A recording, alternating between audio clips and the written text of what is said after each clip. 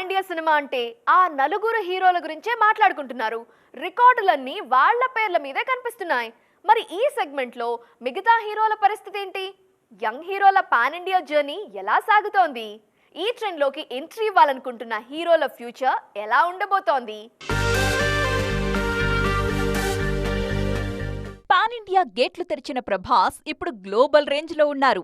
Already national market ని కొల్లగొట్టిన ఎన్టీఆర్, రామ్ చరణ్ అదే trend continue చేస్తున్నారు. అతి త్వరలో పాన్ ఇండియా మార్కెట్ లో జెండా పాతడానికి రెడీ అయిపోతున్నారు సూపర్ స్టార్ మహేష్ బాబు. బడా హీరోలు నేషనల్ మార్కెట్ ని రూల్ చేస్తుంటే కుర్ర హీరోలు కూడా ఆ జోన్ లో సత్తా చాటడానికి ట్రై చేస్తున్నారు. ఆల్రెడీ నాని, రవితేజ లాంటి హీరోలు నేషనల్ మార్కెట్ లోకి ఎంట్రీ ఇచ్చేశారు. అయితే రీజనల్ గా సూపర్ ఫామ్ చూపించిన ఈ హీరోలు పాన్ ఇండియా రేంజ్ లో అంత ఇంపాక్ట్ క్రియేట్ చేయలేకపోయారు. అయినా పట్టు వదలకుండా అప్కమింగ్ సినిమాలతో మరోసారి నేషనల్ మార్కెట్ ని టార్గెట్ చేస్తున్నారు. తాజాగా మరో ఇద్దరు యంగ్ హీరోలు కూడా పాన్ ఇండియా మార్కెట్ ని ఎయిమ్ చేస్తున్నారు. ఆల్రెడీ తండేల్ షూటింగ్ లో ఉన్న నాగ చైతన్య ఆ సినిమాని నేషనల్ లెవెల్లో రిలీజ్ చేయడానికి రెడీ చేస్తున్నారు. తాజాగా సుధీర్ బాబు కూడా తన నెక్స్ట్ మూవీని పాన్ ఇండియా రేంజ్ లో రూపొందిస్తున్నట్టు వెల్లడించారు.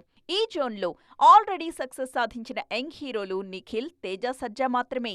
కార్తికేయ 2తో నిఖిల్, హనుమాన్తో తేజ సజ్జా పాన్ ఇండియా మార్కెట్లో హిట్ కొట్టి చూపించారు. ఇప్పుడు ఇదే బాటలో మిగతా హీరోలు కూడా తమ మార్కెట్ రేంజ్ని పెంచుకోవడానికి తెగ కష్టపడుతున్నారు.